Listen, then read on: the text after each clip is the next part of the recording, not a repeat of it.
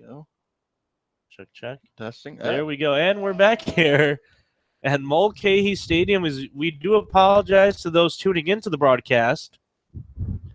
I will tell you, we had an awesome couple innings, well, one inning of solid commentary there for you viewers at home. Unfortunately, we were made aware that you probably couldn't hear us, so we do apologize for all of you trying to hear our beautiful voices. I was almost going to say faces at first, but I have a face for radio, which is why I got this gig. That's right. As we'll give you a quick update here at Mulcahy Stadium. It is scoreless here in the top of the second inning between your visiting Matsu Miners and the Glacier Pilots during the annual Solstice Showdown. Cam Montgomery, the fifth hitter, playing right field tonight, reached on a drop third strike. Before that, it was Jake Scudder who led off this inning with a ground out to his counterpart, the first baseman, Jack Lebowski.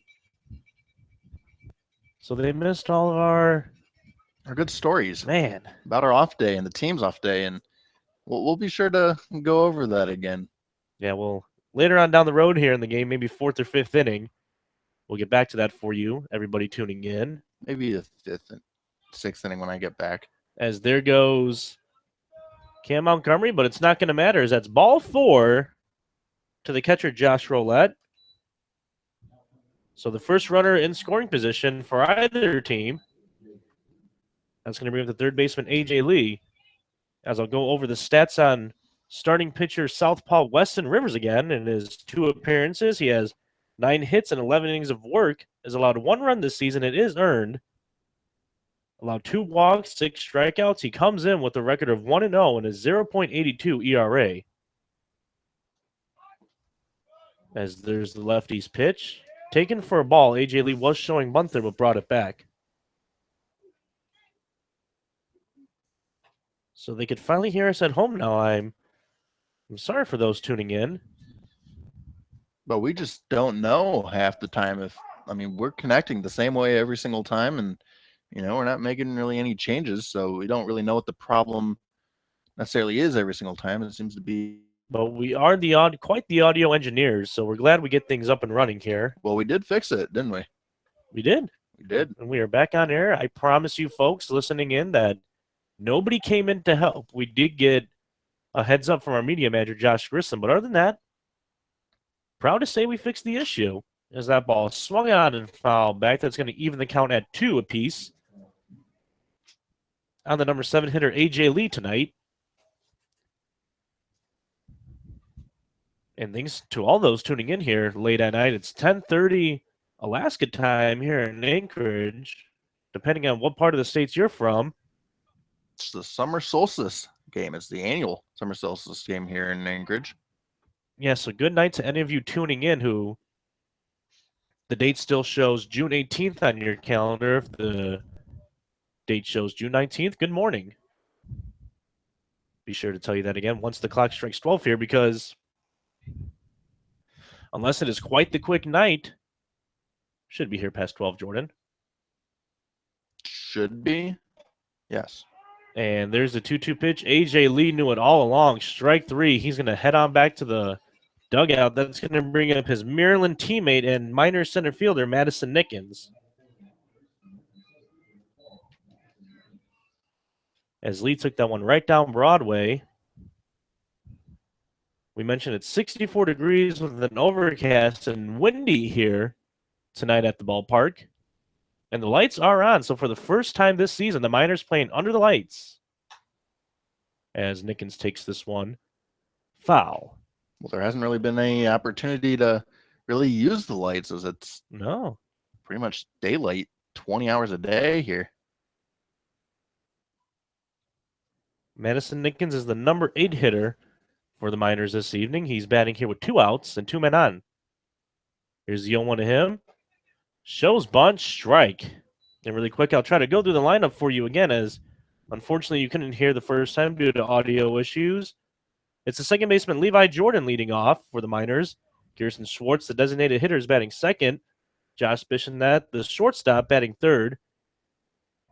There's the 0-2 swung out, and I'll get to the rest of that lineup for the Miners, that is, in the top of the third inning. But we have to head here to the bottom of the second at Mulcahy Stadium on your Matsu Miners radio network.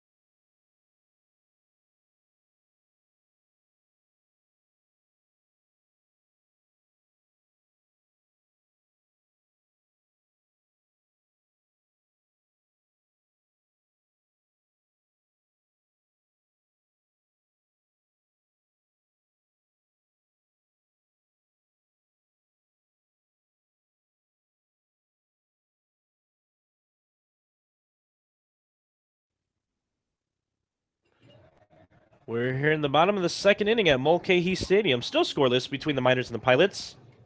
And I was starting to go through the lineup for the Miners last inning. I'll go over it again for the Pilots. It's Kyle Watson, the shortstop, leading things off. Deshaun Kiersey Jr., the center fielder, batting second. Joe Gillette in left field, batting third. Jack Lebowski is the cleanup hitter. He's playing first base for the Pilots. Then it's Luke Ritter, the third baseman. RJ Corderio, he's designated hitting tonight. And the lineup's going to round out with Isaac Feldstein, the right fielder, Tyrus Green, the catcher, and Jack Gertzenmeyer, the second baseman. Leading it off this inning is going to be the third baseman, Luke Ritter, as the Big Lebowski made the last out in the bottom half of the first just a while back. Defensively for the Miners from left to right, it is Scooter Bynum, Madison Nickens, and Cam Montgomery. In the infield from first to third, it's Jake Scudder, Levi Jordan, Josh Bissonette, and A.J. Lee. The battery of Justin Vernia and Josh Roulette. Mentioned Justin Vernia comes in. He has one start on the year. He went 6 innings, giving up 3 hits, 1 walk, and 5 strikeouts to earn the win. His ERA, goose eggs, as he has yet to allow an earned run, or a run for that matter, as he does have one more appearance on the year. That coming opening night in Kenai against the Oilers, where he pitched a perfect 1 1/3 innings. As first pitch taken by the third baseman Ritter here in the bottom of the second inning, 4 strike.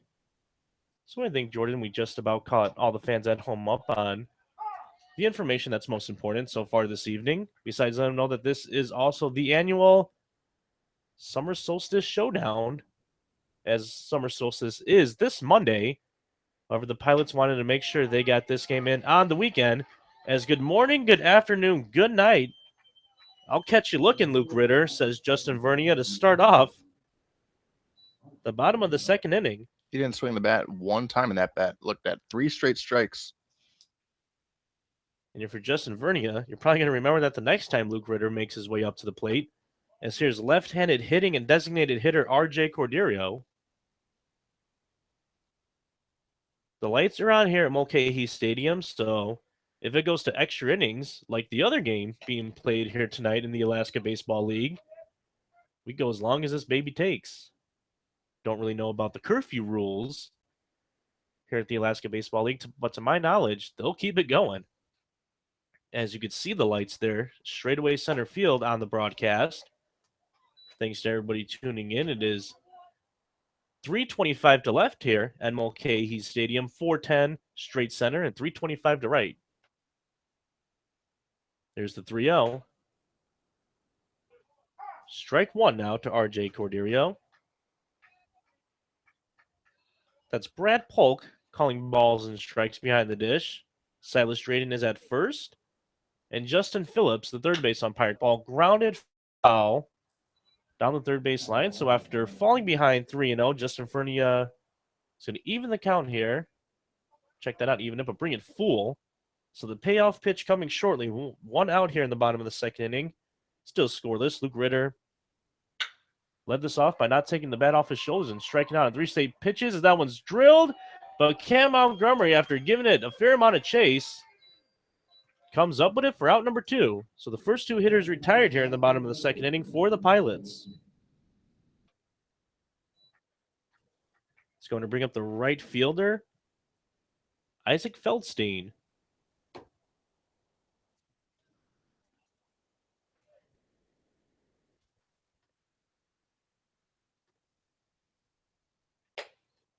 First pitch strike, says Brad Polk.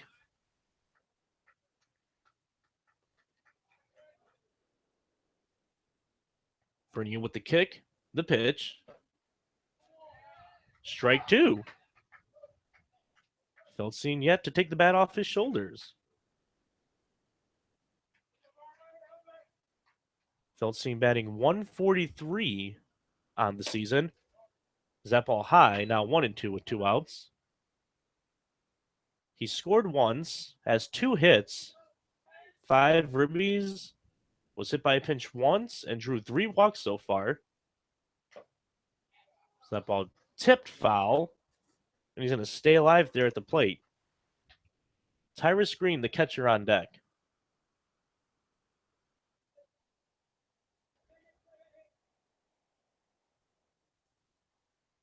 We said earlier while we were having the audio difficulty that this is probably the latest start of Justin Vernia's career.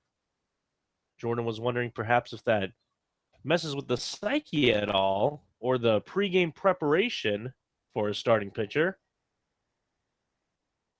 But Vernia so far showing signs of getting in the rhythm here early on as the 2-2 pitch taken right there on the outer half of the plate for strike 3. So 3 up, 3 down here for the Pilots. We are going to head to the top of the third inning. Nickens, Bynum, and Jordan due up for the Miners here on your Matsu Miners Radio Network.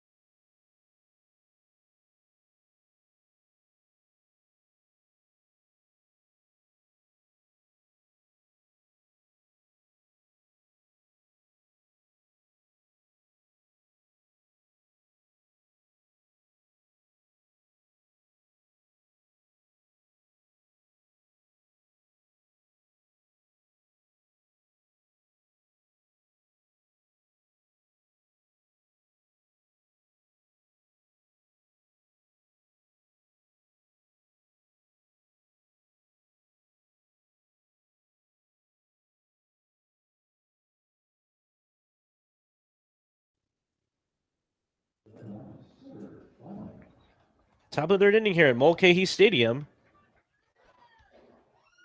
As Scooter Bynum leading it off here for the Matsu Miners.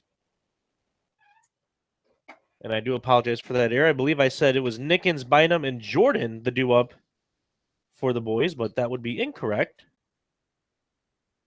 As Nickens struck out to end the bottom of the second inning.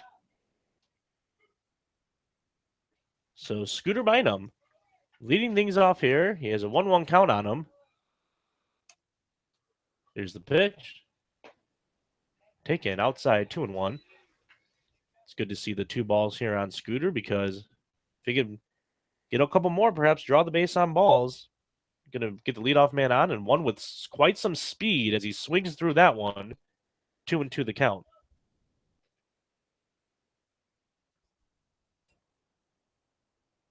Approaching 10:45 here, local time in Anchorage. Is that one drilled to center, but Kersey Jr.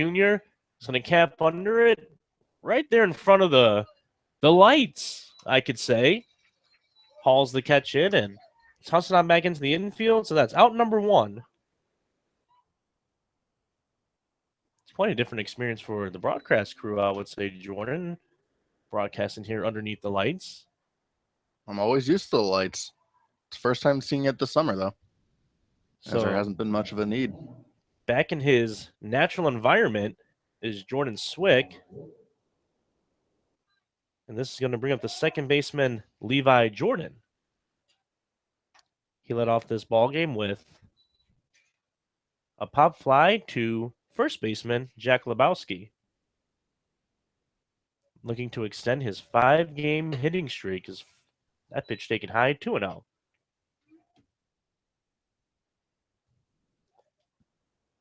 Levi Jordan has played in 5 straight games. Those mean the only 5 games of his Matsu minor career. And he's got a hit in every one. The majority of them multi-hit games.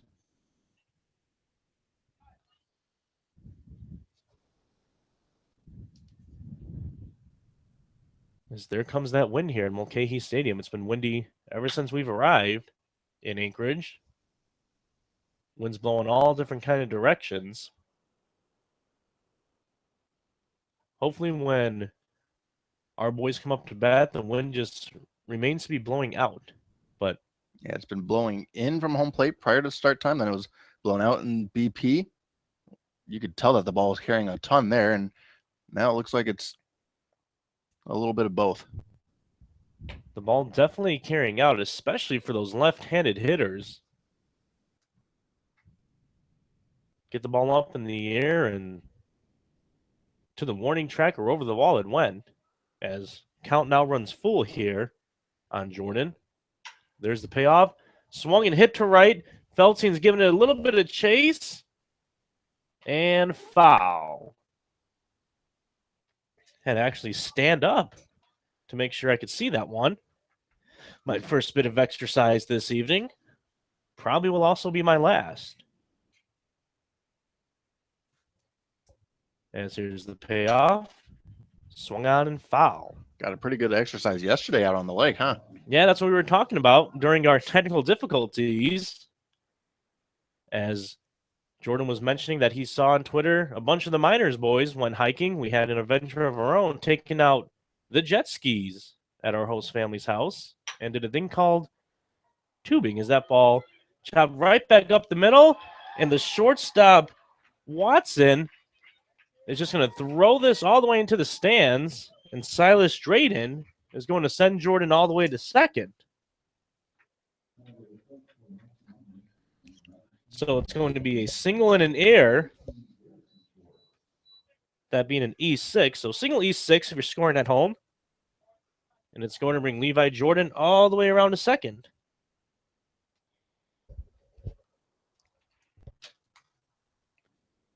Yeah, so tubing. I finally got it right, Jordan, correct? That's right. Tubing. Yeah, that's tubing.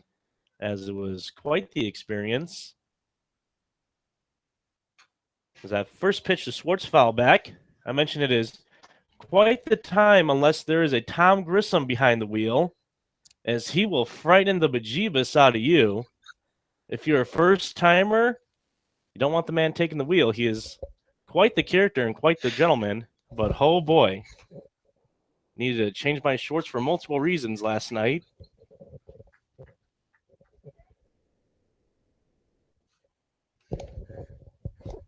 As 1-1 the count here on Schwartz. Here's the pitch. Taken for a ball, so good eye there by Garrison Schwartz. My body's still recovering from that excursion last night. Man, after that first take by Tom Grissom out on the lake, I knew it was time for me to come in. I was already sore, and that's when you came out. That's exactly the way it went down, too, wasn't it? Sure was. And boy, did you regret that. Our media extraordinaire didn't partake in any of the tubing, but he did partake in creating some of the waves on the jet ski. So kudos to him for making some awesome waves. However, I do want to see him tubing at least once this year, as that ball popped up to the shortstop, Watson. It looks like he has an easy play. Yes, he does. As that's going to be out number 2, bring up the shortstop this evening, and number 3 hitter, Josh Bissonette. I mentioned back in the first inning when nobody could hear us that Bissonette's kind of been on a tear as of late. In his last 2 games, he has 3 hits apiece. 3 hits in the and 2 games ago, and 3 hits in our last game against the Bucks at home. And he was also on base 4 times in that game. So he was the player of the game in that loss to the to the Bucks, you would not be surprised to see him now finally able to turn things around. And when he does hit, he could hit him from extra bases, as has himself quite a couple extra base hits this year, one of them being a home run in this very ballpark. See if maybe he could repeat that tonight, as it's still his only homer on the year. Technically still leading the league for... Yeah, it's like an 8-way tie for first place. Nobody wants to crank out homer number 2 this year yet, huh? Doesn't seem like it. But the Miners have had multiple players do that. I believe they're the only team. Maybe there's another team with 2 home runs, but I'm looking that up right this second, so we'll let you know. Yeah, Josh Roulette, the catcher, also has a round tripper for the club. Same with Jake Scudder and AJ Lee. Jake Scudder being the on-deck man, so there you go. As taken off for third base and making the last out of the inning is going to be Levi Jordan. Never want to make the first or last out of the inning at third, but that's going to be the scenario here at Mulcahy Stadium. So we're going to head to the bottom of the third inning, still scoreless between the Miners and the Pilots on your Matsu Miners radio network.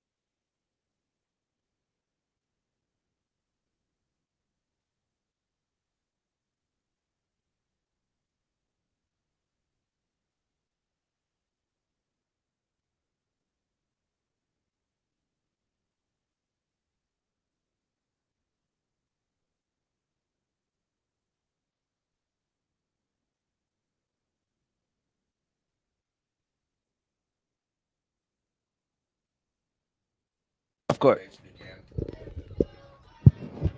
I don't think it's the best way of muting anything.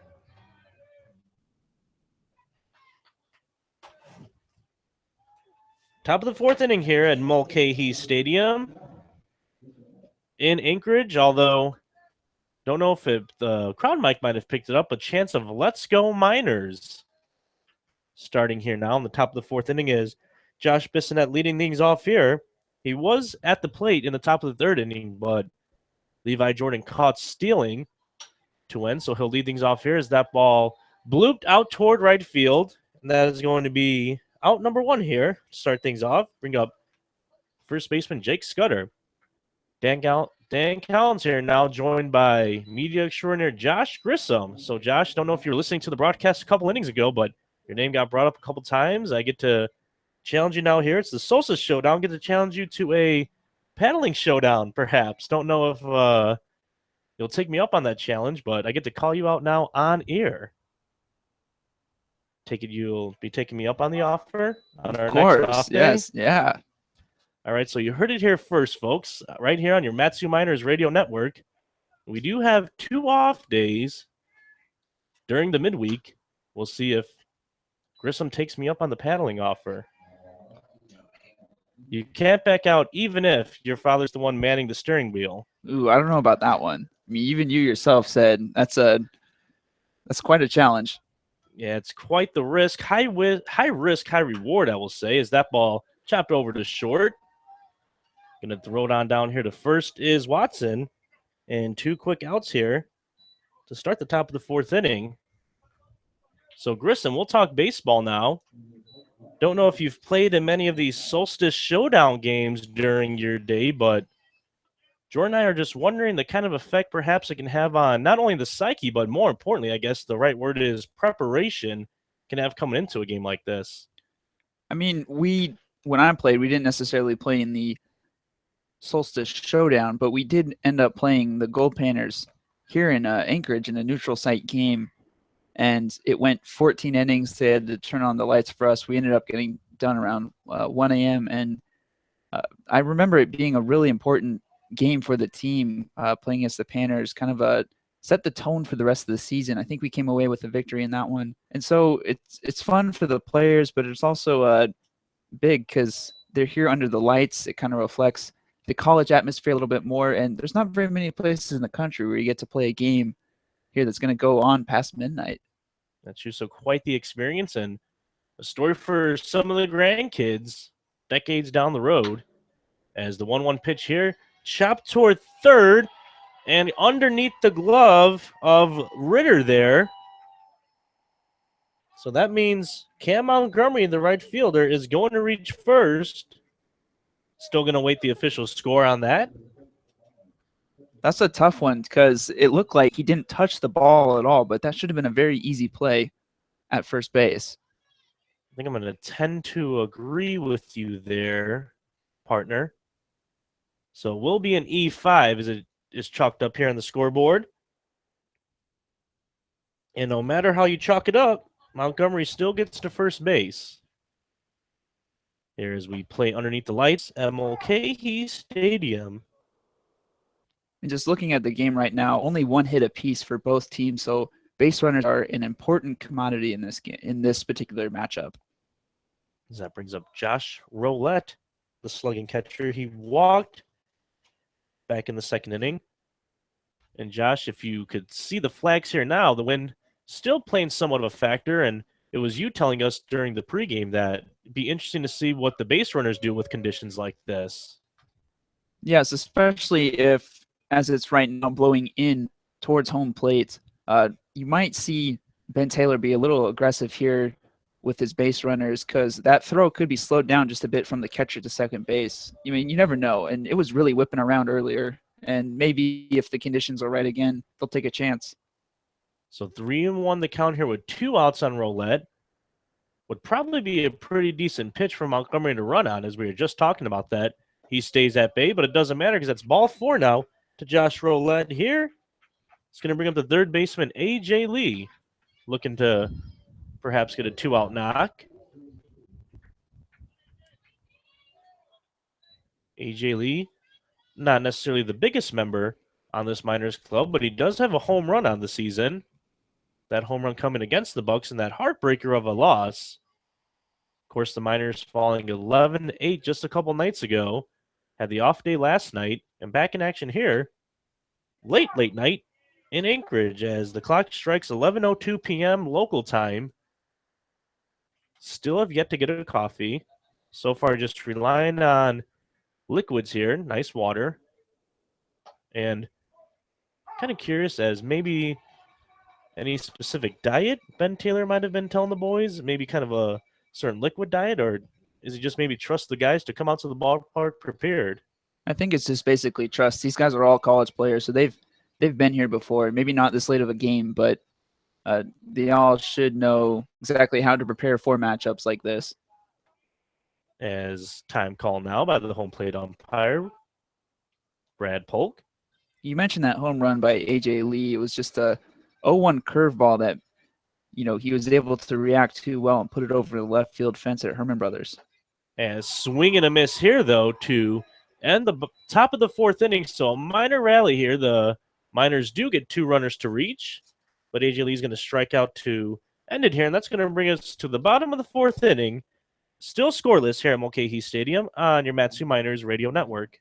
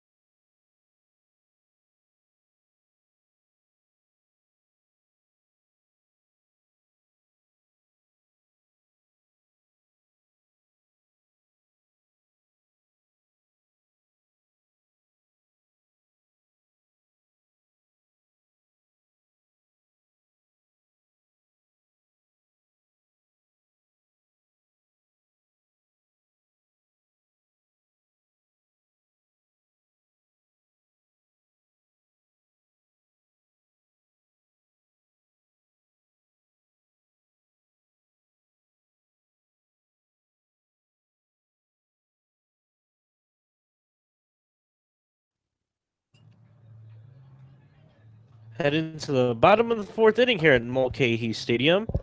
Chrissy Jr., Gillette, and the Big Lebowski due up for the Pilots. If you're just tuning into the broadcast, we are still scoreless. No runs, 1 hit, 1 error for the Miners. No runs, 1 hit, 2 errors for the home team, the Pilots. As Kersey Jr., the center fielder now, left-handed hitting center fielder, makes his way up to the plate. So it looks like we might have ourselves our pitcher's duel here, Josh. And with the way our pitching has been as of late, if you forget about that game against the Bucks, I like our chances. That one grounded right back to Vernia. He's going to knock it down and throw it over to Scudder for out number 1 here in the bottom of the fourth inning. Yes, the Miners pitching staff looks very strong this year, and Ben Taylor's always been able to draw talent at the pitcher's position up to Alaska for this Miners team. I think every single year he's had just an extraordinary amount of talent on his squad, and this year is no different. And they did have a rough go against the Bucks, as we mentioned, giving up those 11 runs. But if there's any kind of team that could shake it off, you would think it's a team that before that has been absolutely tremendous, both starting on the mound and out of the pen. It's not like it's or at least has been so far, a reoccurring theme here. And luckily, Justin Vernia getting the boys right back on track tonight. So we'll see if all becomes well again in Matsu Miners pitching land as the count 1-1 here now with 1 out to the left fielder, Joe Gillette. Pitch from Vernia. Taken for a strike at the knees. At the knees and inside. So 1-2 the count here now to Joe Gillette. Looked like a very good job from catcher Josh Roulette being able to frame that pitch right on the corner. Maybe not necessarily frame, but be able to work with what he was given there to make it look good for Justin Vernia.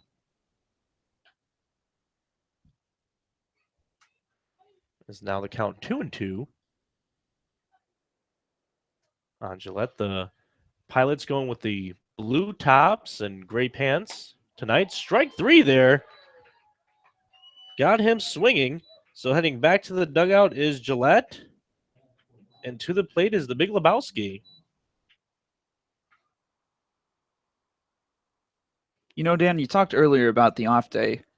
And one member of this Matsu Miners team who I know appreciated the off day more than anybody else is catcher Josh Rolette. So far, he is the only catcher on the roster right now for the Miners. Troy Squires had to head back home with a hand injury, and so he's going out there catching every single day for the Miners, and that can wear you down pretty easily. Yes, he is the only Miner on the roster, and actually, more to that point, Josh, once Squires was up, Roulette did have one game where he played and designated hit instead of catching, and that was the season opener. So after the season opener, which he still played in and batted as a designated hitter, he's started behind the dish ever since then. So make that 7 straight games that would have been behind the dish after starting game 1 as a designated hitter. So I imagine his catchers do take somewhat of a brutal beating behind that plate. He appreciated that. And a number of teams up here will use a 2 or 3 catcher system where when one catcher is behind the plate, the other one's the designated hitter, and often they'll switch on and off every other day. But because Roulette's the only catcher here, he has to be behind the dish every single day until another one comes up. As inside strike 3, and Lebowski having quite a few words there for Polk as he heads back to the dugout and retrieves his glove because he's going to need it here heading to the top of the 5th inning at Mulcahy Stadium. Still scoreless here between the Miners and the Pilots on your Matsu Miners radio network.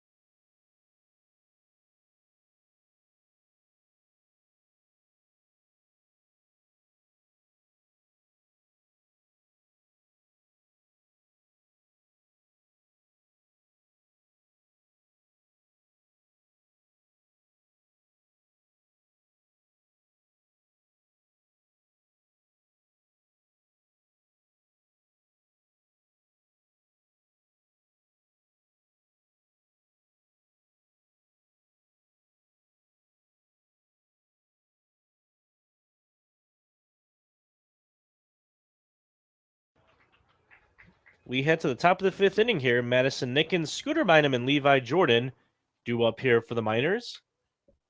Still scoreless here at Mulcahy Stadium.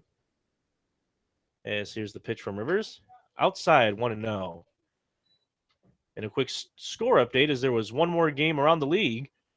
Just was informed that in 12 innings, the Anchorage Bucks defeated the Chugiak Eagle River Chinooks, as looks like Nickens is going to reach on first base here to lead things off. So a leadoff single for Madison Nickens, and that was a pass ball at Lee Jordan Field that brought in the game-winning run for the Anchorage Bucks. So credit them with the win and the Chinooks with the L. Makes things a little more interesting now in the ABL standings. Nickens on first base. You have Schooner Bynum up at the plate, both very fast. You wonder if maybe there's a bunt, and he did show it on that first pitch that missed outside. And Ritter now playing a couple steps in on the grass. You can imagine maybe, hopefully even Bynum can maybe drag it toward first. Will be quite hard to do as that pitch outside, 2-0. Another interesting note, though, if he's able to get it on the third base side and the pitcher has to field the ball, he has to turn because he's a left-handed pitcher. He's going to have to turn and swivel his body all the way around to make that throw. As that one bunted foul. Definitely not the easiest throw there would be to make from Austin Rivers over to first. You have to imagine the bunt is still on here with one strike and Levi Jordan on deck. He's been tearing it up for the Miners. If they can get Nickens over to second, there's a very good opportunity for the Miners to get their first run of the ball game. And Levi Jordan extended his hitting streak to 6 games earlier on in the 3rd inning when he reached on a single in an E6, approaching, or rather moving in all the way to second base on that last at bat. Is the 2-2 pitch here. Now looks like it will be a tailor-made 4-6. No, he drops the ball at first, much to the Pilots' infield disappointment. So Scooter Bynum safe at first there. Speedy and fleet of foot.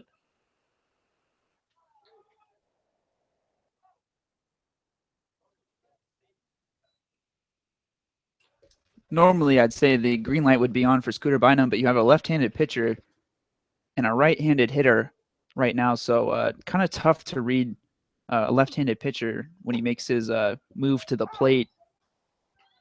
You don't quite get the jump that you want to as a base runner. And with somebody as speedy as Scooter is, you figure if Levi Jordan could just get a hit, put this in play, Scooter's at least quick enough to perhaps get to third base on a hit, will put runners on the corners or maybe even runners on second and third. Then you still have Schwartz, Bissonette, and Scudder due up after that.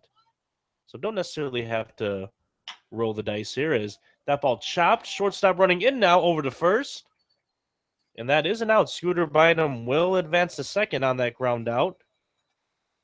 It was interesting to note the Pilots played with their infield almost to the edge of the grass or the artificial turf there, playing really deep. Wonder if that was the opportunity for Bynum to reach second base without a ground ball double play being made by the Pilots.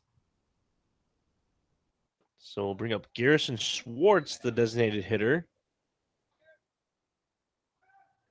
Scooter Bynum, the speedy Scooter at second in scoring position for the Miners. There are 2 outs, however, here. Still scoreless here if you're just tuning in. No runs, 2 hits, 1 error for the Miners. No runs, 1 hit, 2 errors for the Pilots.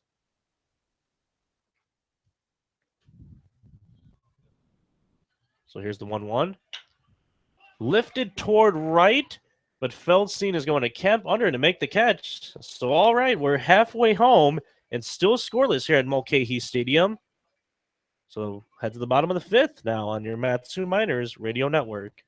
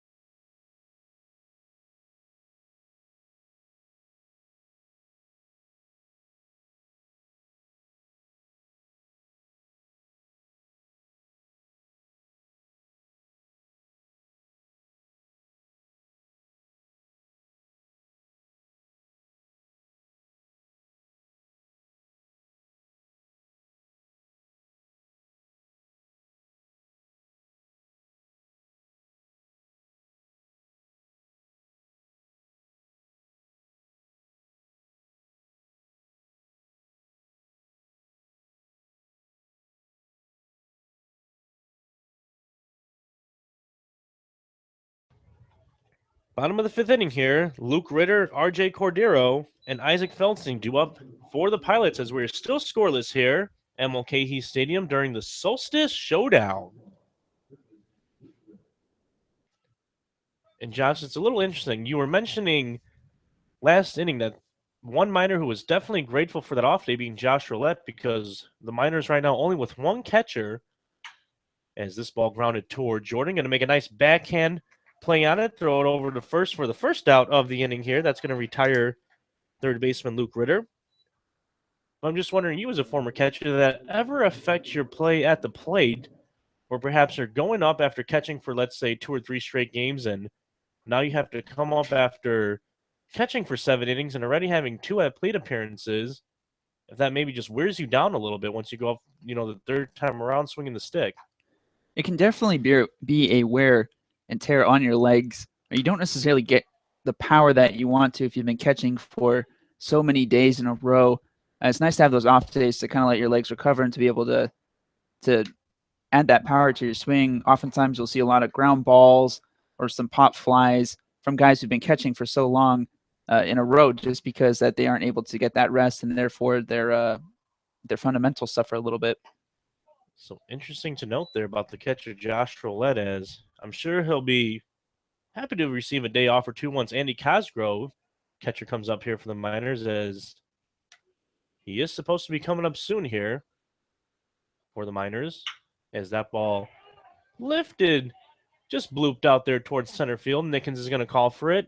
That's going to be out number 2 here. So really quickly, 2 up, 2 down. And not much offense so far here tonight. As definitely so far the making of an absolute pitcher's duel.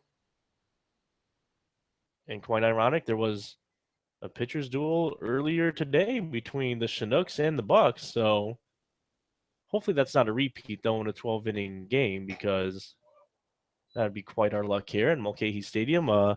10 p.m. start and an extra inning ball game. We just hope the boys can end it before then, as the Miners have shown that they can win in multiple ways, whether that's blowing out an opponent or coming back late, as they did against the Chinooks just earlier this week. As very quickly, the count now 0-2 on Isaac Feldstein, the right fielder.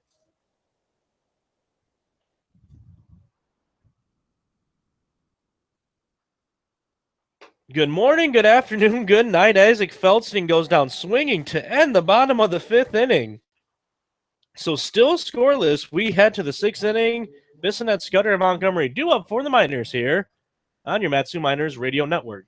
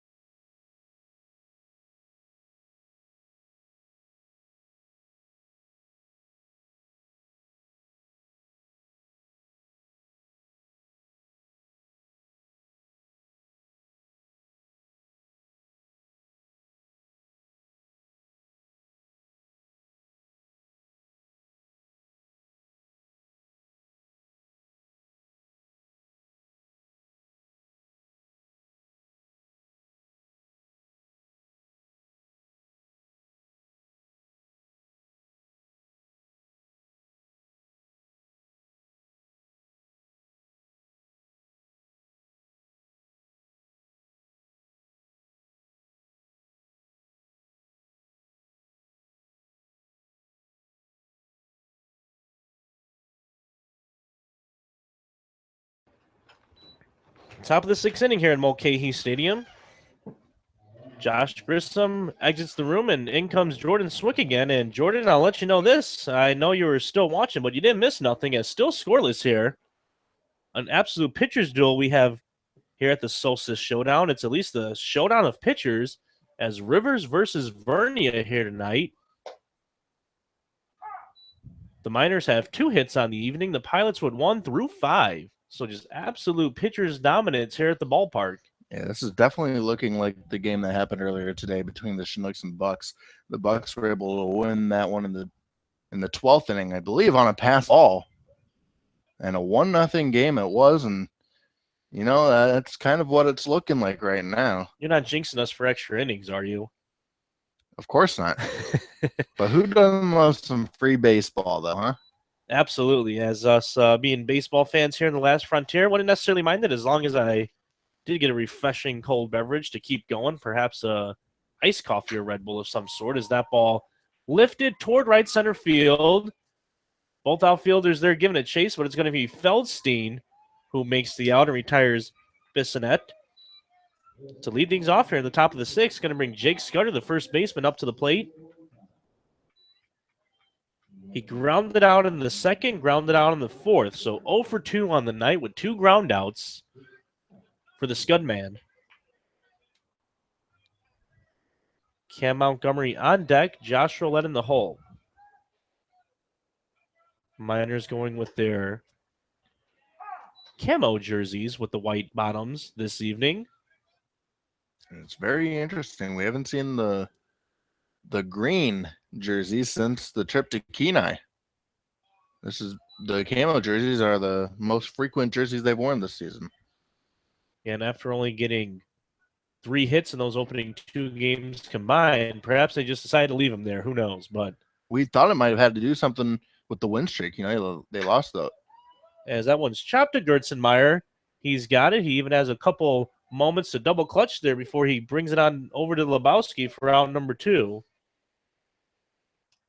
We thought it might have been because they were 0-2 to start the year, and then they were on a win streak, and they didn't want to go back to the greens until maybe they lost. I definitely thought they might have went to the greens here today, but they're showing the camo unis, and it might have been because of that offensive performance. Because this looks like a completely different offense when they're not wearing those green jerseys. And if it makes you feel good at the plate or on the mound, keep wearing it. As the first 2 pitches here to Cam Montgomery taking for a ball, and thankfully because 2 quick outs here already to start the top of the 6th inning. Nothing but goose eggs on the board in terms of the score. As now 3-0 the count to Cam Montgomery. And at this point, Jordan, with the pitcher's duel being the way it is, any way you can get a base runner, you'll definitely take it. As there's one now for the Miners as Montgomery walks on 4 straight pitches. It's going to bring Roulette up to the plate, who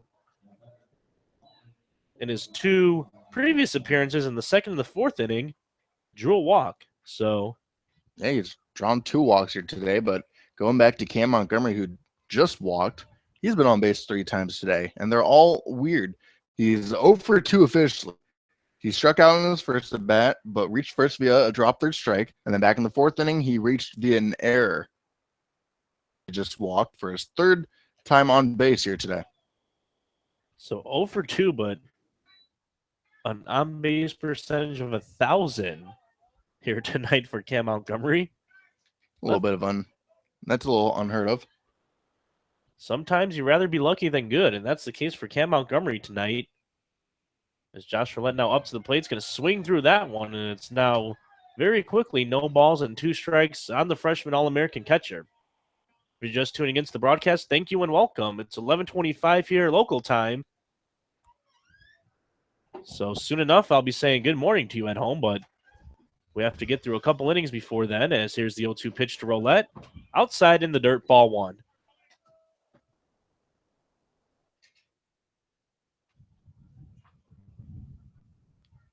As it's actually kind of looking dark here in Anchorage, I must say. And strike 3 there for Josh Roulette as he just drops the bat down. And that's going to take us now to the bottom of the 6th inning. Still scoreless. Green, Gertzenmeyer, and Watson due up for the Pilots here on your Matsu Miners Radio Network.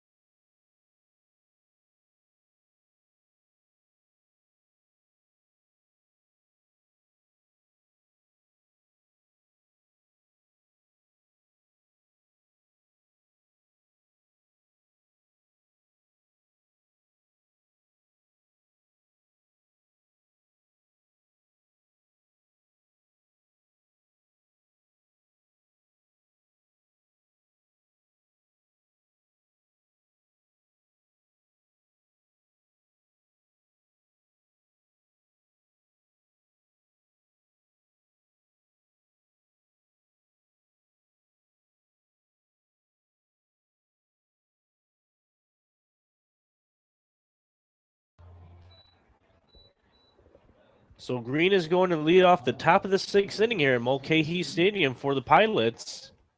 No runs, 2 hits in there for the Miners. No runs, 1 hit, 2 errors for the Pilots. As first pitch to Tyrus Green, strike 1 thrown by Vernia. And here's the kick from Vernia and the pitch. Catches the outside part of the plate again, so 0-2 the count. Now on Tyrus Green.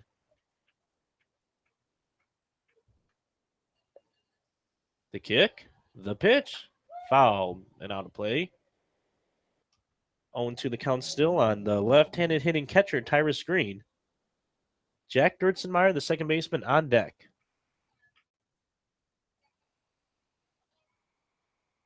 The 0-2. Swung on and right past the diving A.J. Lee at third base. And Green's going to make the turn. Head on into second, and that one was thrown in there by Scooter, but well off the mark. Scudman actually had to track it down there at first base.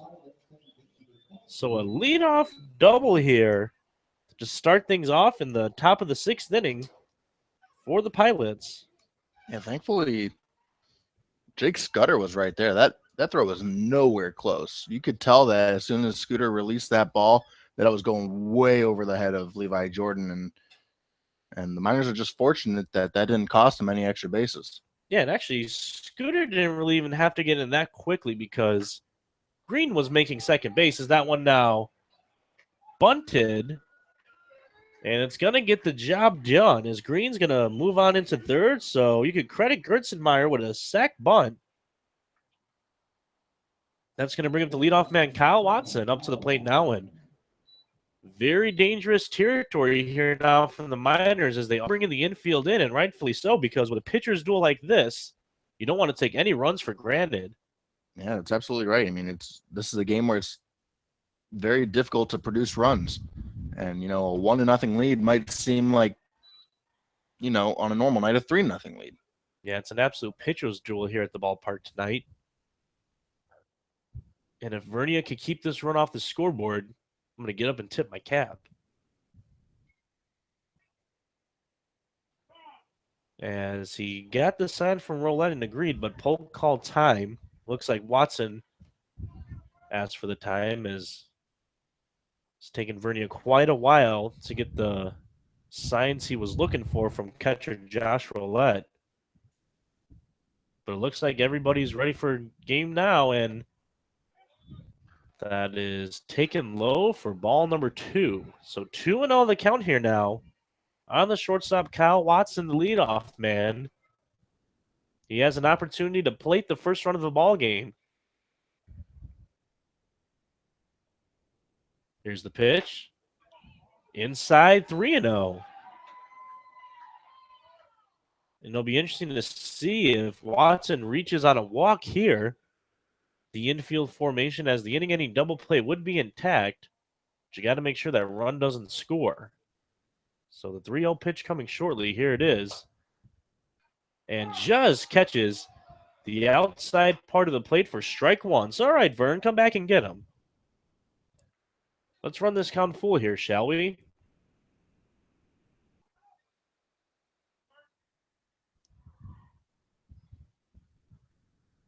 Here's a 3-1. Drilled out toward right field. Cam Montgomery giving a chase. This is going to be good enough. And it is actually off the wall there. So you can credit Watson with a stand-up double in the first RBI of this ball game as he plates Green from third. And the score now 1-0 here at Mulcahy Stadium. Pilots over the Miners. And now Josh Roulette out for a quick mound visit here with Justin Vernia. That being first run of the ball game. And here comes Matt Greeley as well, making a slow walk out there toward the mound.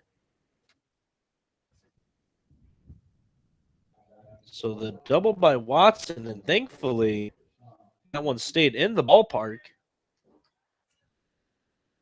And he's going to be left there on second. Greeley is out for a mound visit. No activity in the Miners bullpen, however. So it looks like they just want to calm the nerves down of Vernia and showing the faith they have in him. Perhaps Greeley telling him, look, buddy, There's nobody in the pen. This game is still yours. Return back to dominant form, and let's head to the top of the 7th inning here, just down a run, as you still have to score to win ball games. So Miners needed a run regardless. Makes things a little bit more interesting here, though, at Mulcahy Stadium, because the bats so far have been quiet for both teams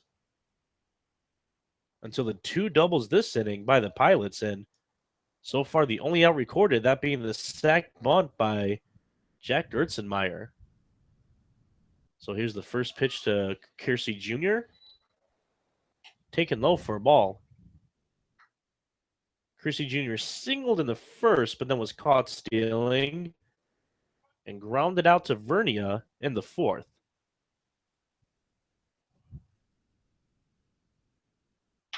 Swung on and chopped toward Bissonette at short. He's going to come up with and throw it over to Scudder, so Watson will advance there to 3rd. But Kiersey Jr. is out, and that's going to bring up Joe Gillette here now. Runner on 3rd for the Pilots, 2 outs. And finally, we do have a score update for you. It's 1-0 here, Pilots over the Miners at Mulcahy Stadium.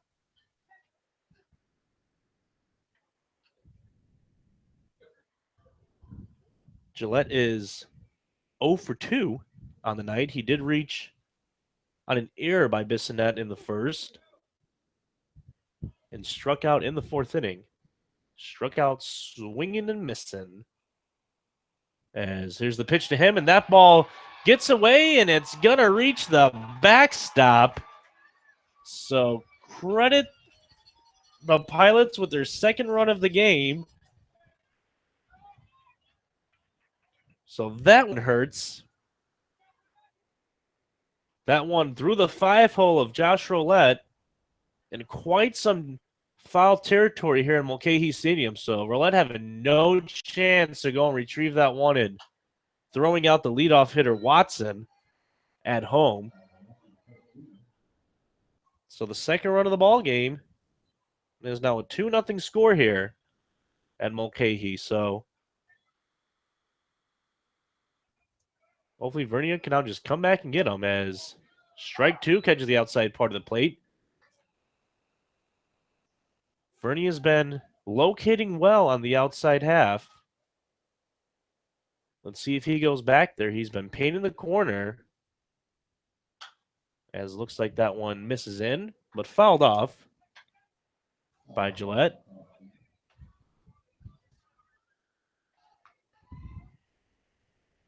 No runs on 2 hits and an error for the Miners. 2 runs now on 3 hits and 2 errors for the Pilots. Is that swing and a miss? Roulette's going to have to throw it on down to 1st to make it official. So they're going to retire Gillette. That's his strikeout of the game. But not before the Pilots score 2 runs here in the bottom of the 5th, 6th inning. Check that at Mulcahy Stadium. The bottom half of the order due up for the Miners in the 7th here on your Matsu Miners Radio Network.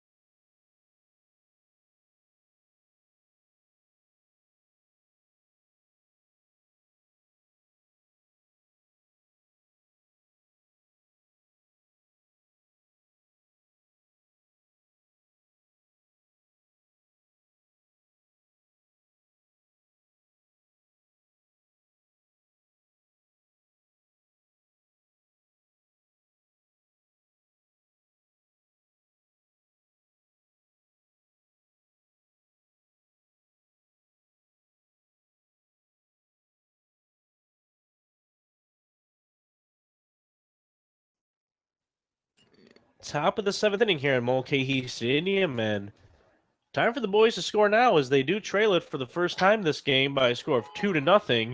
as AJ Lee is going to lift the first pitch toward left center field. Center fielder Kiersey Jr. the out. And retire lead to lead things off here at the top of the seventh. That's going to bring up center fielder Madison Nickens, who is 1 for 2 on the night. He struck out in the second inning and singled his last time up in fourth. So Rivers still dealing here for the Pilots. And it's time to get some base runners here as the Miners do trail it by a score of 2-0.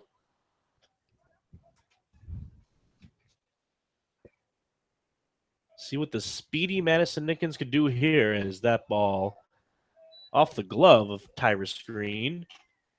He's going to retrieve a new ball from Oak and throw it on back into Rivers, and it's a 2-0 count here now on Nickens. The kick, the pitch, high. Green tried to frame that one a little lower, but Polk noticed what he was doing, and 3-0 the count here on Nickens. And all you need now is base runners, as low, but catches part of the plate, says Polk, and that's going to be the first strike to Nickens as that ball way outside. And a base on ball for Madison Nickens, so he's going to reach base for the second time tonight. Going to bring up left fielder Scooter Bynum, who was 0 for 2. Flew out to center in the third and hit into a fielder's choice in the fifth. I was going to say before AJ Lee flew out to center field in this first on the first pitch, I was going to say should watch the Miners to be a little bit more patient now that they find themselves trailing 2-0, as they desperately need base runners. But Lee thought he had a pitch that he could drive, but unfortunately it went right to center fielder. And then Madison Nickens walked on, I think it was a 3-1 count. That ball chopped foul there by Scooter. And looks like Bynum opting to hit with the batting gloves tonight. Oh, yeah, he was one of those players who said he only wears batting gloves when he's on base. That's correct, but a little bit of a changeup here by Scooter as outside, but catches part of the plate. So 1-2 the count now on Bynum. I wonder if it has anything to do with the cold weather here. You know, that's kind of the first thing that came to my mind. It's one of those questions we're going to have to ask the... Because you got to have some kind of circulation flowing in your hands. You got to, like, if they're cold, then that's not going to do you any good when you're at the plate. Yeah. So I'm sure that has something to do with it. Another question we'll have for our left fielder is that ball swung on and missed, strike 3. So Bynum is going to head on back to the dugout, and that's going to bring up the leadoff hitter, Levi Jordan, who is 1 for 3 on the night. He did single back in the third inning. Look for him to continue swinging the hot bat here. As so far, Weston Rivers is dealing. He did only allow 1 run coming in to this ballgame in his 11 innings of work. Had an ERA below 1 in his 2 appearances. It was .82 coming in, and so far he's lowering that down tremendously here tonight. We'll see if Levi Jordan could perhaps bolst it back up again as that pitch taken for a strike. 1-1 now the count on Levi Jordan. 2 outs here in the top of the 7th inning. 2-0 the score here. Pilots over the Miners. Madison Nickens on first. He walked. That ball lifted toward right. Feldstein gave it some chase. And he will make the 3rd out of the inning here. So Levi Jordan is retired. And not good news as we head to the 7th inning stretch with the Miners down 2-0 here at Mulcahy Stadium on your Matsu Miners Radio Network.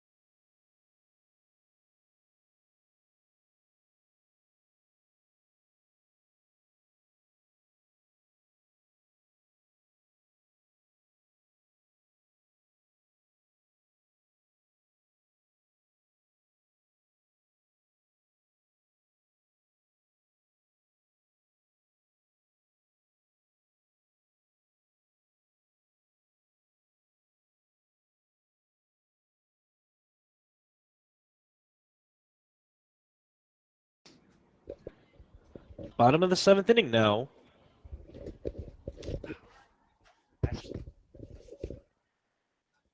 Lebowski, Ritter, and Cordero do up. Sorry for that bit of audio trouble we had there. Had to readjust the headset for a brief moment. As 2-0 the score here at Mulcahy. Justin Vernia still towing the slab for the Miners. Is an even count up now at 1. 1 ball, 1 strike here. The first baseman, Jack Big Lebowski. Still nobody warming up in the Miners' pen. And the count now 2-1. There are a couple Miners fans in attendance as well, as that tends to be the case, whether at home or on the road, following for this Miners ball club. I've heard that, whenever we come to Mulcahy Stadium, whenever it's against the Bucks or the Pilots, that we're always going to have Miners fans here. And, and many times it's going to be more Miners fans than there are either Bucks or Pilots fans. And that's definitely very, very interesting to see. Get a very nice support from the Miners faithful. Can't go wrong with a good fan base as a leadoff walk here to Jack Lebowski to lead things off in the bottom of the 7th. It's going to bring up the third baseman, Luke Ritter. First pitch outside for a strike. Strike 1. Ritter struck out looking in the 2nd inning and grounded out to second base. Levi Jordan, that would be in the 5th inning. 0-1 the count here on him now as he squares bunt. Pulls back, and that's going to be ball 1. So 1-1 the count here now on the third baseman.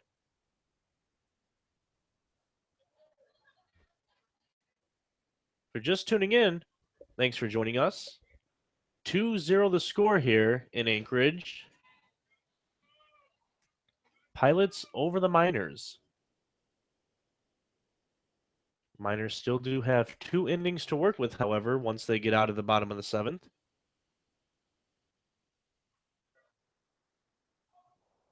Pitch by Vernia. Swung on, foul back.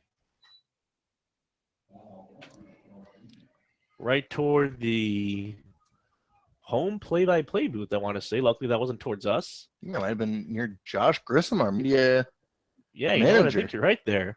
I don't know if that went right in that small window. If I wasn't the professional I was, I would send him a quick text to make sure he's okay, but I take it he is. As that ball taken by Ritter for strike 3. So he strikes out looking for out number 1 here. The top of the 7th inning. It's going to bring up the left-handed hitting designated hitter R.J. Cordero. That's the 8th strikeout of the night for Justin Vernia, who, has had a pretty good night. This is his longest start of the year as of right now. 6 in the 3rd inning pitch. Giving up the 3 hits. 2 of them were doubles, though, and that's what cost him. It was a double to lead off the 6th inning, and he was later moved over to third base, and then a double ended up scoring him. But he has 8 strikeouts, walked 1. Overall, it's a pretty good stat line. Still quite a quality start here from Vernias. He's been awesome all season long so far in this being his 3rd appearance. Had a little bit of a rough go in the 6th, but so far here in the 7th, if he could get through 7, only allowing 2 runs, that's quite the start here for him. So you can't blame him by any means, as here's the 1-1 pitch. Low and in the dirt for ball 2. It sounds completely obvious here, but if you don't score runs, you're not going to win the game. And, he's given up 2 runs. This Miners offense can definitely come back from 2 runs. They scored 8 runs in their last game. And before that, they were on a 5-game winning streak where the offense came alive. Yeah, and they do show fight as they try to take it as far down to the wire as they could against the Bucks a couple nights ago. So a resilient group of young men here that Ben Taylor has put together. Ben Taylor and GMP Christopher, that is that pitch outside. And now 3 balls and 1 strike to RJ Cordero.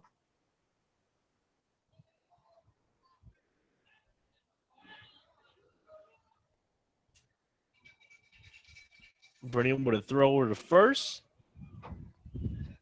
But Lebowski's going to get back in safely. As the wind down, pick it up here again in Anchorage. The clock approaching midnight, but we're not there yet. 12 minutes shy of that. As that ball chopped over to short at Bissonetti's only going to have one play. It's to first, and they are going to get the out there. So a 6-3 ground out if you're scoring at home, but that will advance Lebowski from first to second. 2 outs, however, and that's going to bring up Isaac Feldstein, the right fielder, to the plate.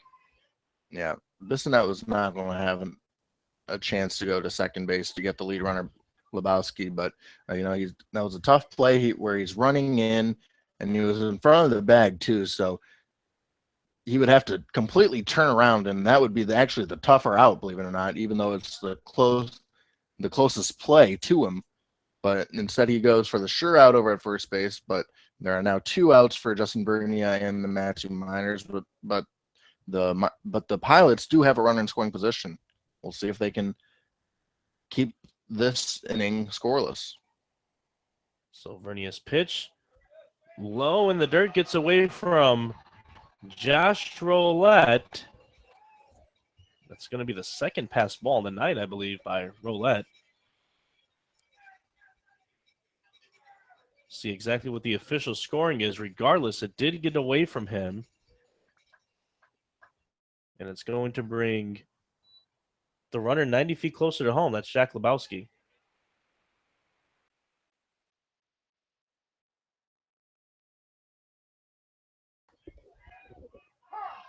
Is that pitch taken for a strike? And wild pitch actually is going to be the call there. That advanced Lebowski from second to third is Roulette did make the attempt going to his knees and trying to get that one. However, unfortunately couldn't come up with it. And now the third run of the game for the Pilots, 90 feet away. So that ball swung out and fouled. Going to bring the count to 1-2 here on Feldstein in the bottom of the 7th inning. So, all right, here we are, Mulcahy Stadium. 9 minutes to midnight. No runs, 2 hits, 1 camouflage jersey wearing Miners. 2 runs, 3 hits, 2 errors on the Pilots as Roulette's going to throw it on down to third. Try to get Lebowski sleeping there. I think it's going to hit him in the gluteus maximus, and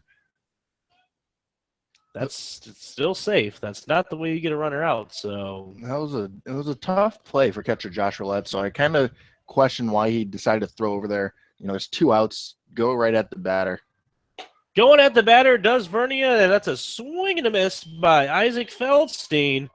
Although the Miners do have a little bit of work to do as they head to the 8th inning, down 2 runs. Schwartz, Bissonette, and Scudder do up for the Miners here on your Matsu Miners Radio Network.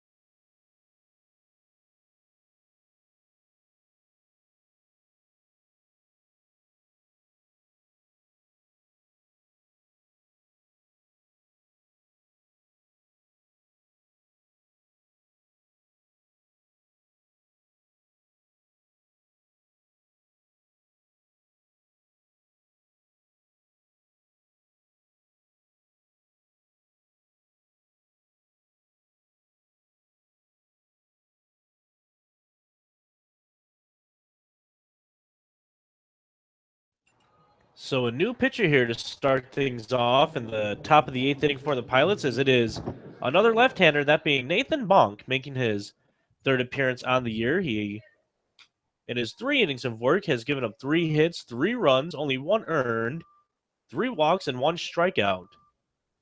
So still a lefty on the mound against the Miners, but I'm sure they're going to be glad that they see a new face out there because Weston Rivers was just pretty awesome tonight. Closed the book on him. 7 innings pitched, 2 hits, no runs, 4 walks, and 7 strikeouts. And from where we stand now here at Mulcahy Stadium, he is in line for the W.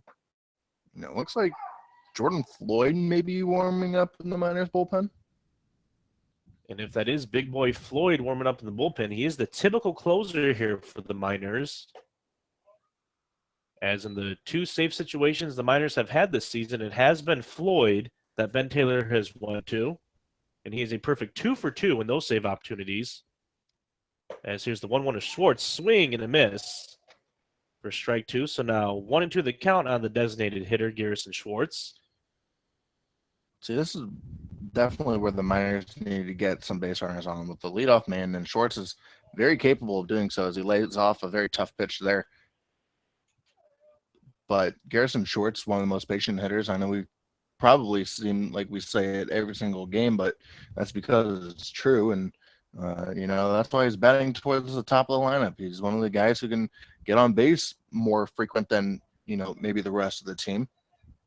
As the 2-2 to Schwartz taken right there on the outer half of the plate for strike 3.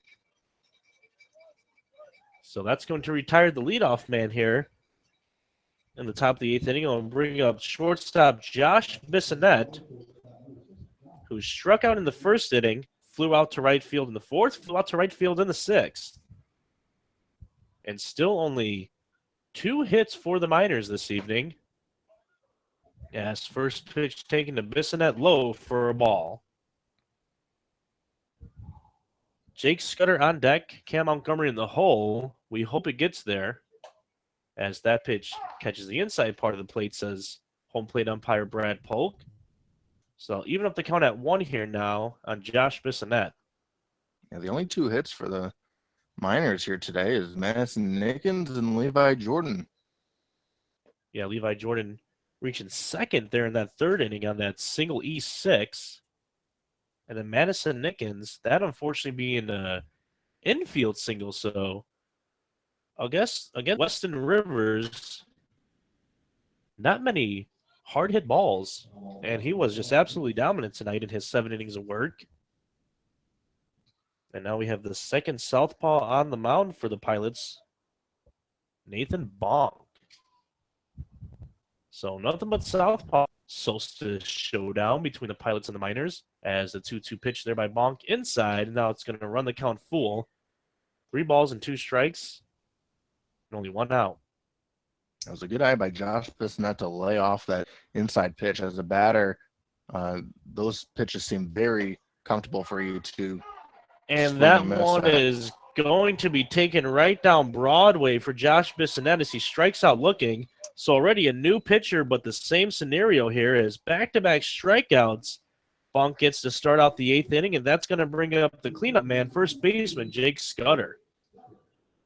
And not the way you want to continue things against a new relief pitcher, Jordan, has 2 strikeouts here. Strikeout looking to Schwartz, or check that, a strikeout swinging to Schwartz and a strikeout looking to Josh Bissonette. We'll see if the cleanup man, Jake Scudder, has something to say about that. Perhaps mix things up here a little bit as the count 1-1 on him. Scudder grounded to first in the 2nd inning, grounded to short in the 4th, and grounded to 2nd in the 6th. And he's going to lift that one just over a leaping Ritter at 3rd. So there you have it. He's going to make a sharp turn at 1st, but I'll have back. So the 2-out single here by Jake Scudder, and hopefully that could get a rally going here as the Miners do trail it here in Anchorage by a score of 2-0. And right here now looks like a mound visit. We're looking to see if there's any activity there in the Pilots' pen, but we don't see any. So perhaps just a little bit of talk over strategy and a settling down as now the entire infield joining in on the chit-chat for the Pilots. And it looks like many instructions being given here now, as everybody wants to be on the same page. They'll retreat to their respective positions in the infield. Bong's going to return to the mound, and Cam Montgomery is going to head to the plate. And that's going to bring the tying run up to the plate, in fact, that Cam Montgomery represents. And this is a guy who's been on base all 3 times today. If you remember from earlier in the broadcast, he has reached base via a few funky decisions, that is. He struck out swinging in the 2nd inning, reached via an up 3rd strike. And then he reached base back in the 4th inning. It was via an error by the 3rd baseman. And on him quickly with 2 outs. And if you're just joining into the broadcast, good morning, as the clock has struck midnight here in Anchorage, Alaska. So, Jordan, we broadcasted on June 18th to begin this, and now it is June 19th, so we are spending quite a lot of time here together in the broadcast booth as that one chopped toward 3rd place, and Ritter is just going to get Montgomery at first, and that's going to end things here in the top of the 8th inning. So we're going to go on down to the bottom of the 8th. The Miners still trailing Pilots by a score of 2-0 here on your Metsu Miners radio network.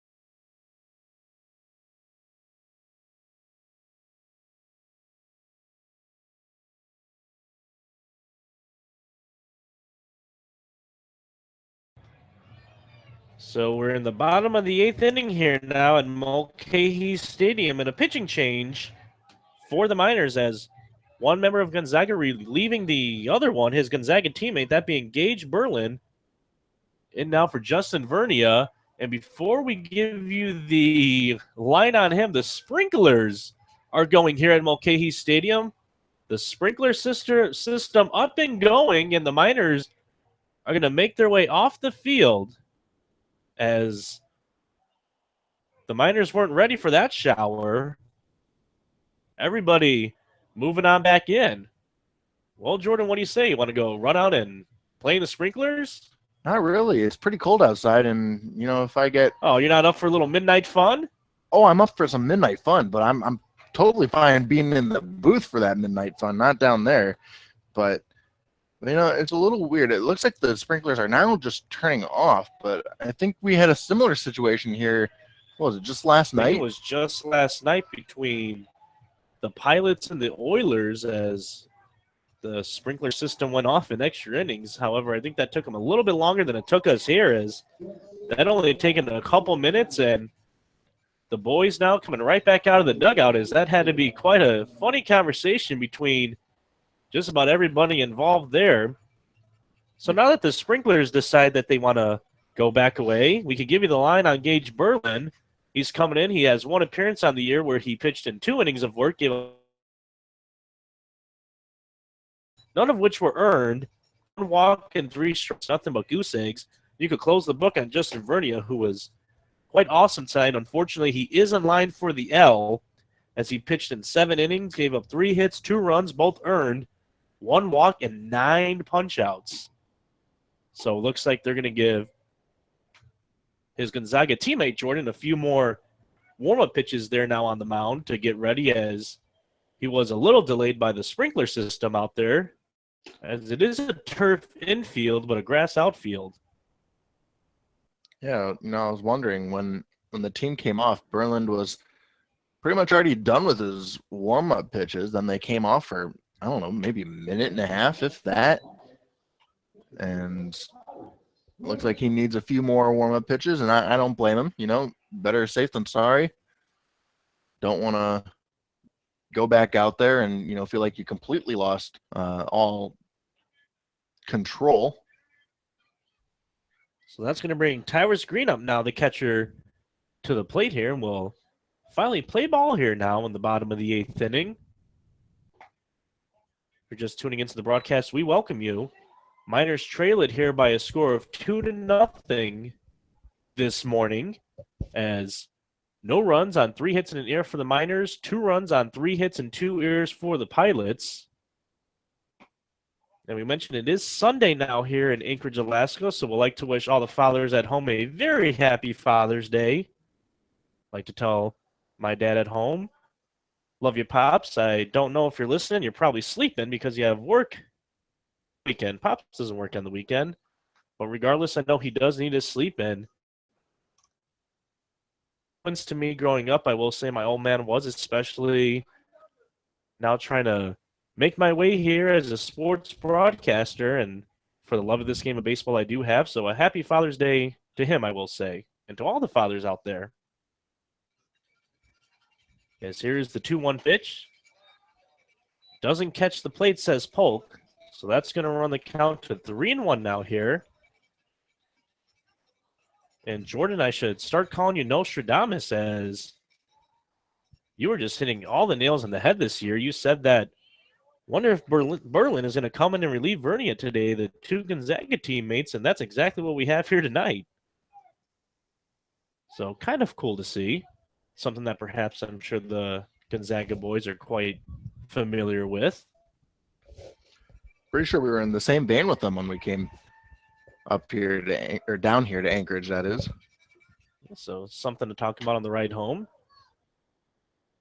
especially if the Miners could come on back and win this one. If they do, they're going to have to do so in the top of the 9th inning, as they trail it here now in the bottom of the 8th by a score of 2-0.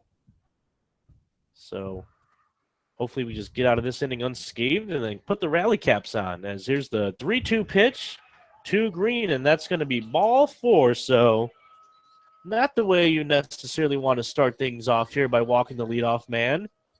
And that's going to bring second baseman and number 9 hitter Jack Gertzenmeyer up to the plate. Check that. It looks like we might have a pinch hitter here, as don't have binoculars up here in the plate, but even though the time now is 12:08 locally, still like to pay attention.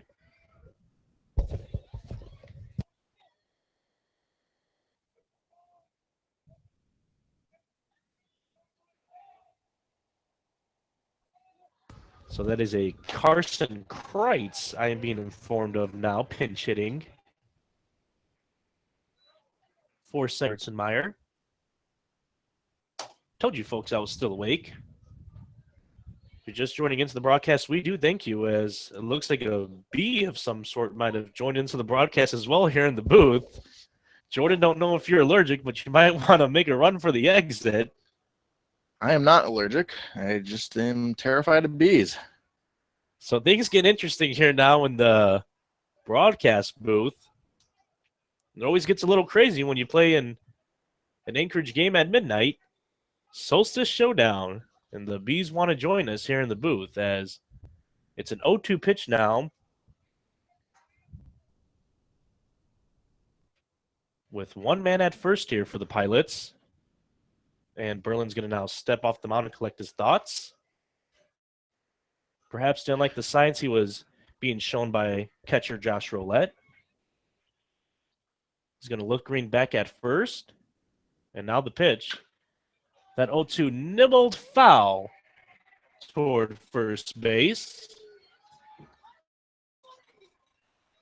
The count stays at 0-2, and the B stays in the broadcast booth. Perhaps we should have opted to keep the window closed. Thankfully, I am allergic to just about everything under the sun except bees. So I'm liking my odds here as that ball swung on and fouled back. Count remains 0-2. Are you allergic to wasps? Not to my knowledge. Is that a wasp actually, not a bee? No, that is. I think Okay. that's a bee. Yeah, that's a bee. Yeah, wasps are huge. That thing is not nearly big enough. No. Unless it's like a baby wasp. That looks. I mean, it's a baby. It looks like it can't really fly right now. It's having a tough time just trying to exit out of here. Yeah, unfortunately, the bee doesn't like the broadcast, and it looks like he's trying to make his way out. Not many exits for him to go through, though, or her. I don't really know how that stuff works for bees. The whole his and her thing. I just assume that they're all female. Not going to try to find out while I go to the Google, but we'll go back to the broadcast. There's a 1-2 pitch here now by Berlin. Taken inside, so it's going to run the count full here now, 2-2, with Tyrus Green at first base for the Pilots here in the bottom of the 8th inning. He walked to lead things off. You know, a pretty good at bat by Carson Kreitz. He was down in the count 0-2, fouled a couple pitches off, and now has worked it back up to an even count. He's definitely doing his fair share. He's trying to, work the pitch count up a little bit, but, it's not as important on a relief pitcher as the runner goes. Runner goes, but that ball is foul. So now after sliding into second base, Green's going to have to get on back up and retreat, I should say, back on over toward first. That's still a lengthy at-bat here, so Berlin is probably just about thrown everything he could think of, and the more pitches you throw in at bat, the more lethal a hitter's going to be because he sees just about everything in your arsenal. However, Berlin, still a solid arm out of the pen. We'll see if perhaps he has a couple tricks left up his sleeve here. As now stepping out of the batter's box. And now right back in is Christ. The pinch hitter here for Jack Gertzenmeyer. Jack Gertzenmeyer was 0 for 1 on this evening with a very crucial sac bunt back in the bottom of the 6th inning.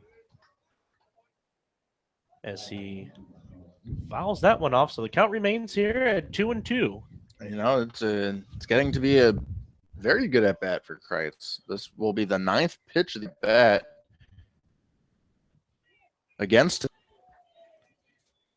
So here we go. Berlin to Kreitz once again for the 10th time.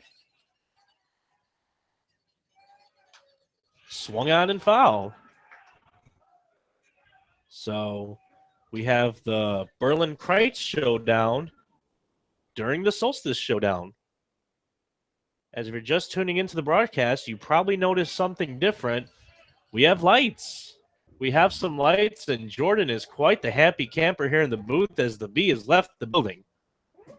So now I could get back up and out of my seat, stretch a little bit, and here's the 2-2 pitch. Swung on, and guess what, folks? It's fouled again. I will say, though, these foul balls are just being tipped, so it is a very good at-bat by Kreitz as he's doing everything he can to stay alive, but luckily he's just not knocking the ball foul everywhere. He is just getting the bat on the ball and doing what he can to stay in the batter's box. So here's the 2-2. Swung on right back to Berlin. He's going to go to second, and that ball's going to go all the way to the outfield. Is that one out of the reach of Bissonnette? And it looks like Kreitz is going to get to second. So runners now at second and third here. Going to rate on the official scores. That might be an error. Regardless on how you chalk it up, it's runners on second and third for the Pilots here with nobody out in the bottom of the 8th inning.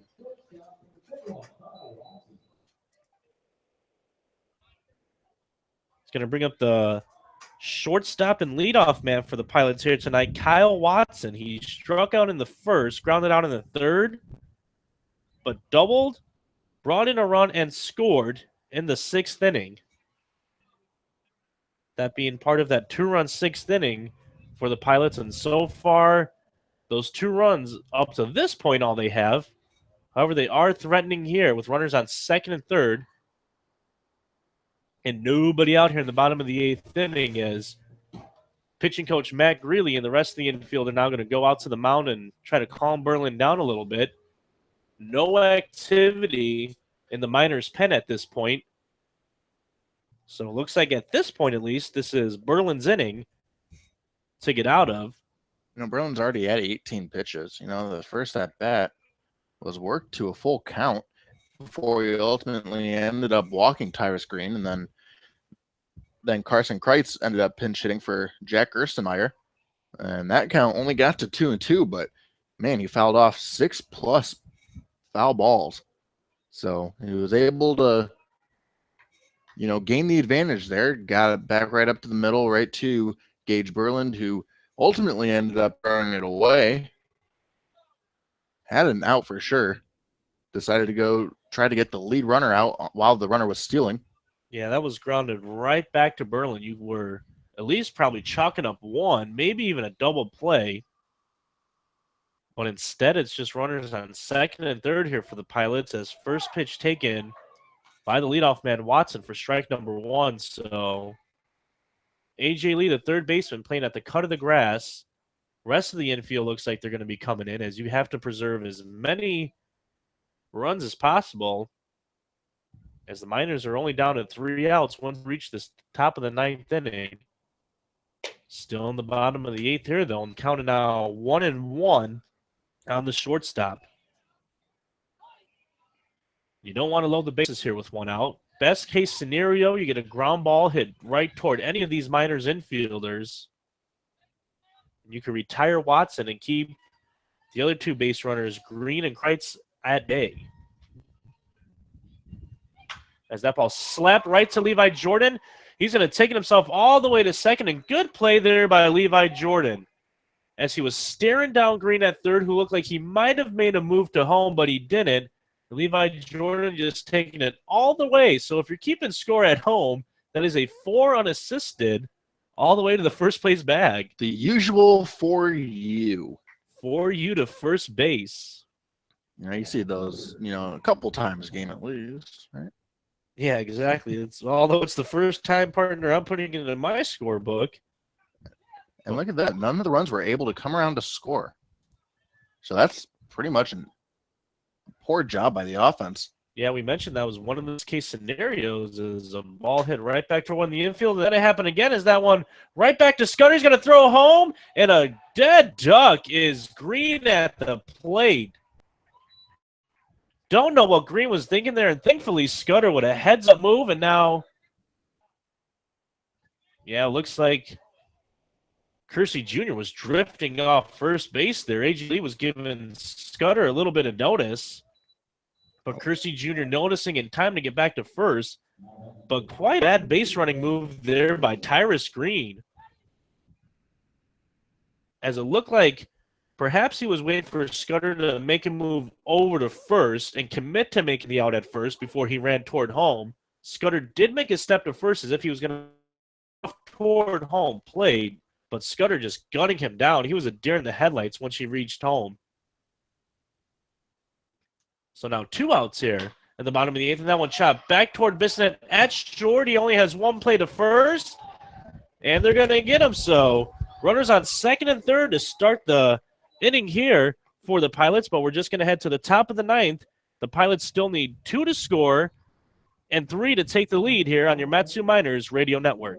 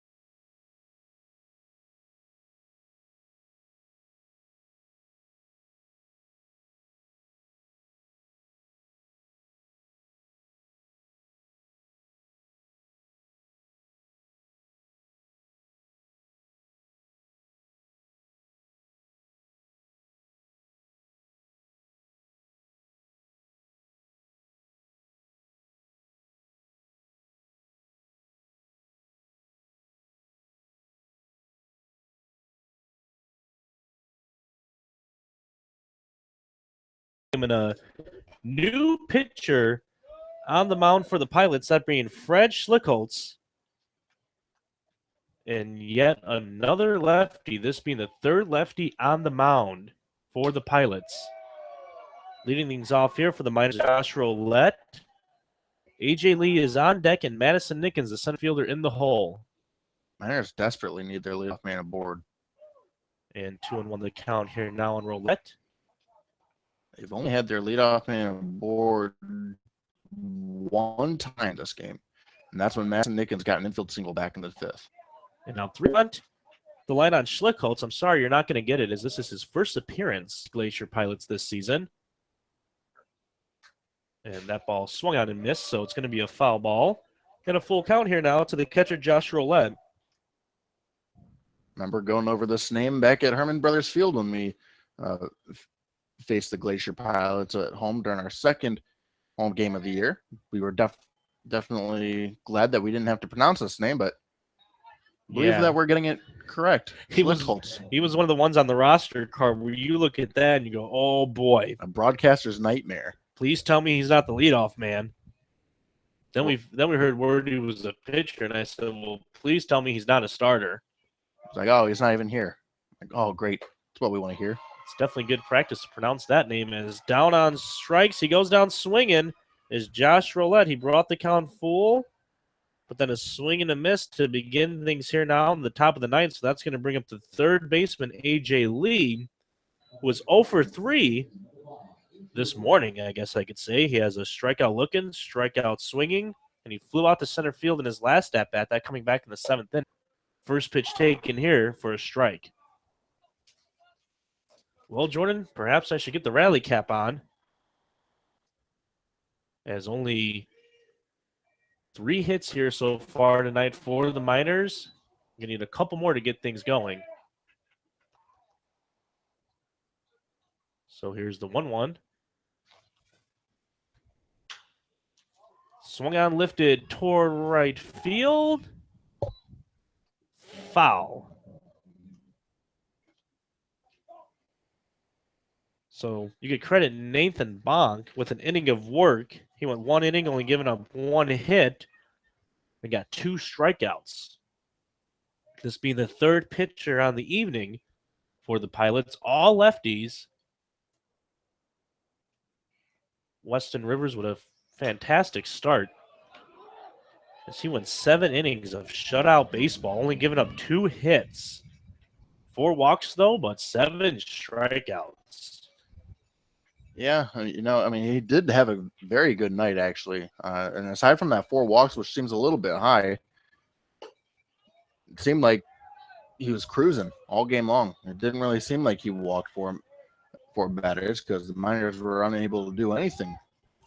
Yeah, and Justin Vernia, the starter for the Miners, who also won the innings, was cruising as well. He did get into a little bit of trouble in the 6th, where he gave up 2 runs, that being the only 2 runs allowed so far by Miners pitching. Strikeout here. So back-to-back strikeouts to start the top of the 9th inning, and that's going to bring up Madison Nickens. The Miners now down to their final out here in Anchorage, Mulcahy Stadium,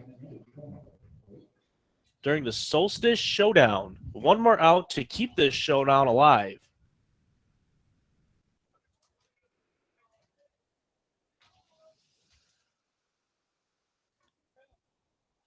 So Schlickholz delivers. That's going to be ball 1 to Nickens.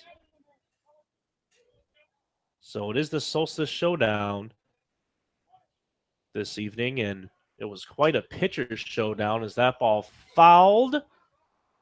Ritter is given a chase, but it's just going to be a souvenir to a lucky fan. Count 1-1 now on Madison Nickens. Scooter Bynum, the left fielder, is on deck. Levi Jordan is in the hole. Then you have Garrison Schwartz and Josh Bissonette, if hopefully it gets any farther. Here's the 1-1 to Nickens, who grounds it right at first. And that's the ball game as the Pilots victorious here tonight. Showdown, they win by a score of 2-0 here over the Miners. And Jordan, it was just a fantastic pitchers duel here tonight, and unfortunately the Miners get the raw end of the stick. Yeah, I mean, Vernia pitched a very good game. His stat line was pretty incredible. 7 innings of work. Gave up 2 doubles in an inning, which ended up giving them their first run of the game. But that's pretty much all they needed. Is the Miners' bats were unable to come alive today. Both teams committing 2 errors. And from the beginning of this game, it seemed like this was going to be like the game that happened earlier around the league. The Chinooks and the other team that the Bucks, the Anchorage Bucks, that is. We thought this game was going to be similar to that game, but the Pilots were able to take their lead with 2 runs in the bottom half of the 6th inning, and that was all that was needed to defeat the Miners here today. Yeah, the game time, official game time, a couple minutes under 2 hours and 30 minutes. So both starting pitchers were cruising early on. That being Justin Vernia for the Miners and Weston Rivers for the Pilots. And you could credit Weston Rivers with the win. Credit Schickholz. Did I get that one right?